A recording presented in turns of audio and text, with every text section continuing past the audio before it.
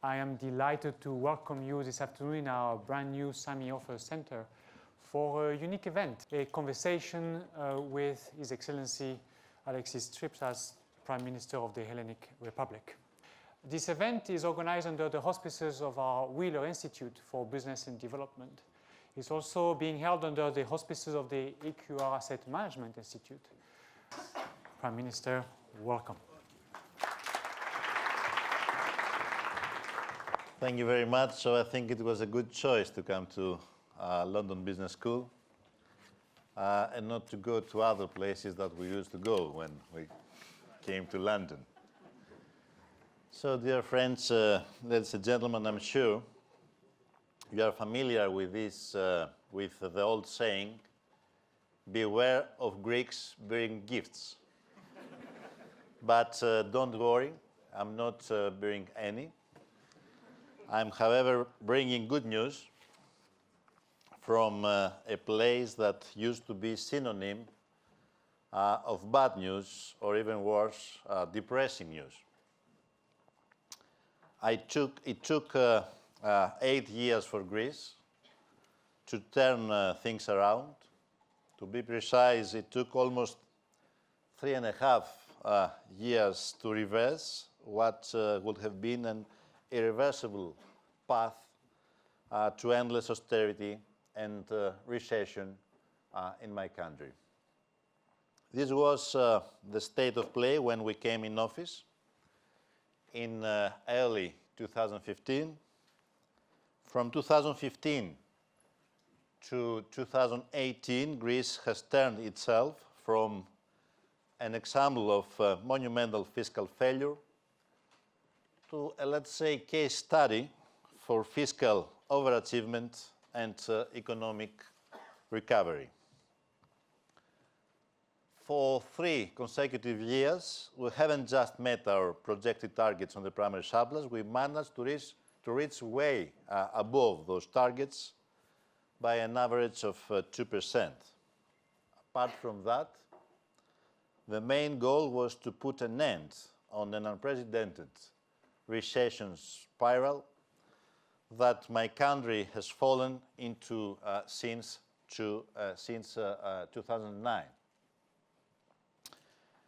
After 2016, which was the year of stabilization, 2017 ended with a growth rate of 1.4%, and in 2018 the figures are going to be above that. As a matter of fact, the first quarter of 2018 marked an all-decade high in growth rate at the height of 2.3%. The same goes for foreign direct investments. The 4 billion euros that were invested in Greece last year, 2017, are also the highest FDI amount since 2008. For all the main fields of economy and production, the image is pretty much the same. Exports are flourishing. Manufacture is now on a steady growing path. The banking sector is stable, with capital sufficiency and with an ongoing plan to reduce the non-performing loans.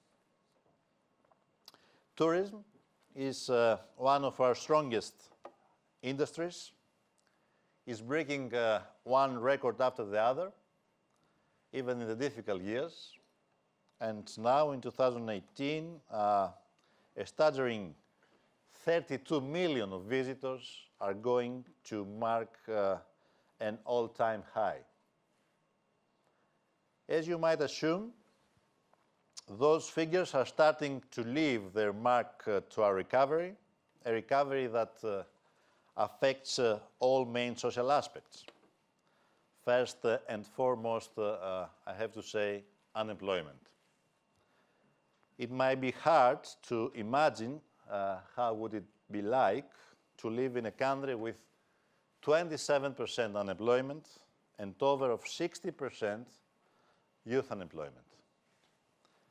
that is almost one of 500,000 people. That was Greece not many years ago. That was Greece in 2014. But now we're on a steady path to tackle this horrendous consequence of reckless austerity and recession. More than 350,000 new jobs were created, leading to a total decrease of 7% during the last 3 years. But I think that I'm optimistic that our brighter days are still to come. After a substantial decision on debt relief by the Eurogroup last week, Greece is now ready to access the capital markets again and to stand again on its feet. So, these are the good news. But I'm afraid I cannot apply this very hopeful perspective to the whole of Europe. And I'm not talking about fiscal stability. This is a field that Europe is, as one might say, overkeen. And maybe that is the problem, especially if you think of all the challenges that Europe has to face. You see, fiscal stability is, of course, key in avoiding possible setbacks that might threaten the European economy. But what about growth? What about investments? What about new jobs? What about social protection? So Europe and Eurozone in particular decided to put those on hold and primarily focus on the fiscal part, which also became something like a moral issue.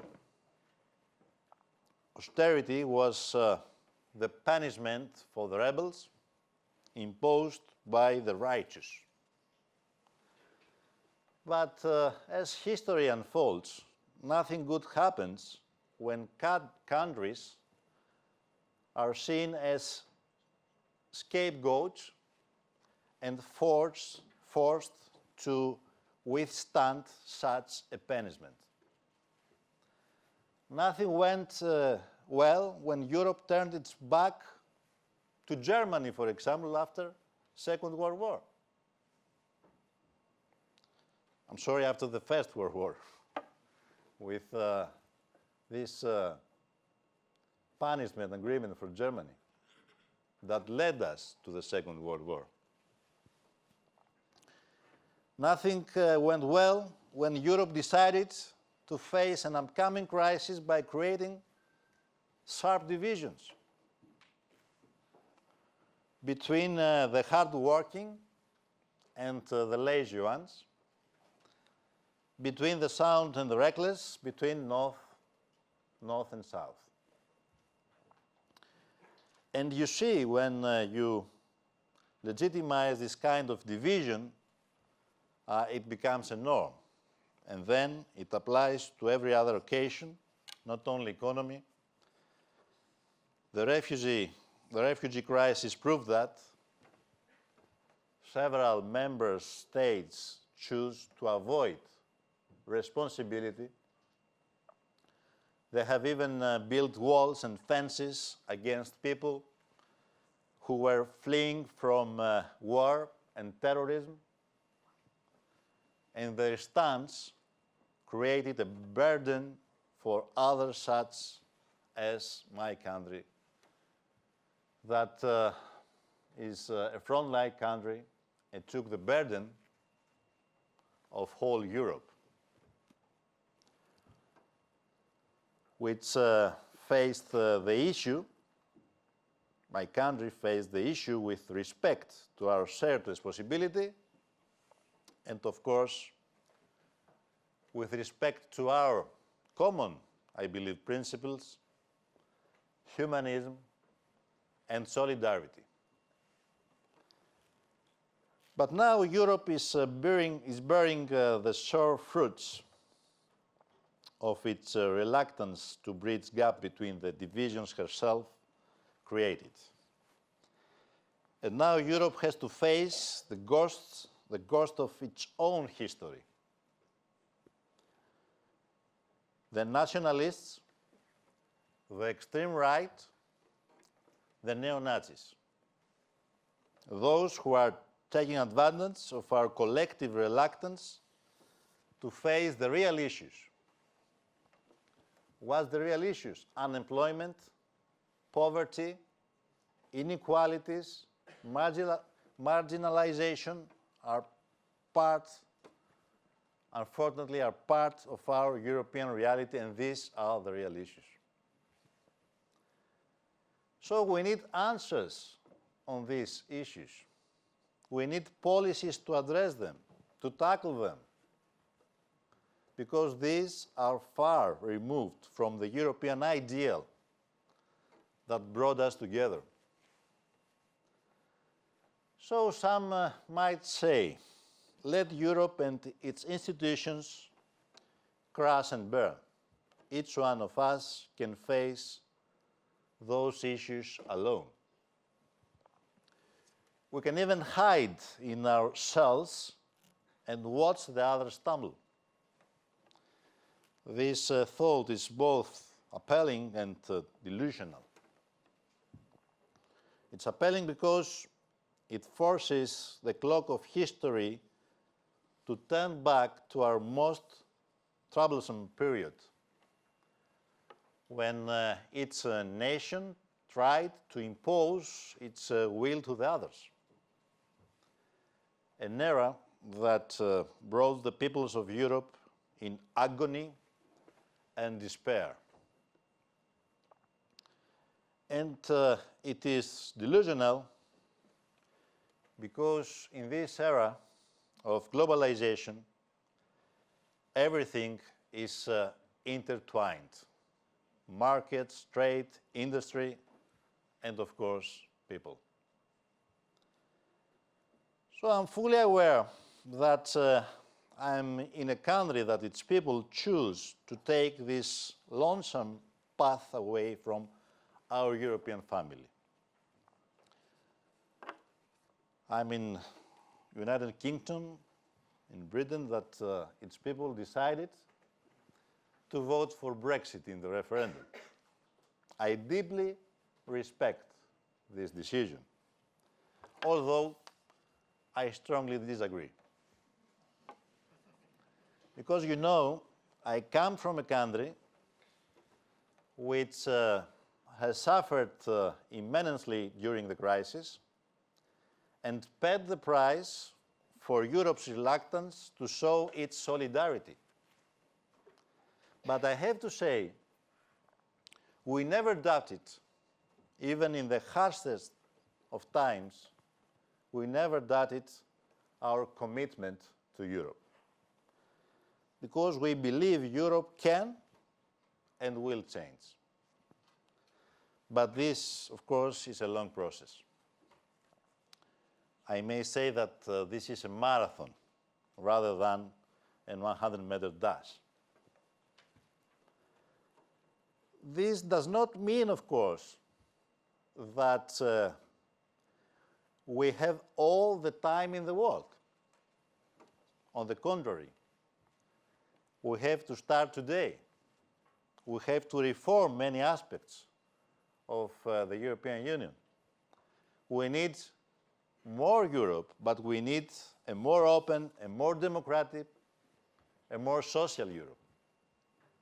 We need to decide whether we will stick to the European ideal of solidarity or we will allow the EU to be swept away by the tidal wave of right-wing populism and isolationism. So the answer is simple. We have to enhance solidarity and we have to block right-wing populism at the same time. We must show solidarity on all crucial issues. There cannot be a deeply rooted recovery without a combination of public, private, and social investment, combating unemployment, securing a safety net for the most vulnerable, guaranteeing welfare services, encouraging the development of social and cooperative economy, investing in research and development are priorities that ensure that no one will be left behind on the new era of growth. In order to block the prevalence of chauvinism, racism, and xenophobia in Europe, we need a fundamental renewal of EU institutions and decision-making processes. We need to open the doors of our institutions and let in a breath of fresh air. We have to think of ways to render these institutions accountable. Without accountability, there can be no true democracy. We need to tackle the democratic deficit of the European Union. This is of paramount importance if we want the peoples of Europe to look at the European Union not as well-oiled or not so well-oiled bureaucratic machine, but as a democratic force that respects the will of its people. We have to shape the new face of Europe, and we need the world to see the changes we have made. Europe must become an actor of stabilization and a global leader that will push other actors to abandon their Cold War tactics. We must put forward a new comprehensive peace-oriented model of European and global security. Europe cannot afford to look back to its miserable past of conflict and division. Europe must be a strong, open, democratic power that seeks to change the world by being a beacon of progress for the rest to follow. So, dear friends, I know that maybe it's a little bit strange to make a speech like that in London Business School. But I believe that I try to describe the real dilemmas that we have ahead. We need answers in these questions. So I'd like to close saying that I'm confident that in the end we will achieve to find the correct answers in these difficult questions. Thank you very much.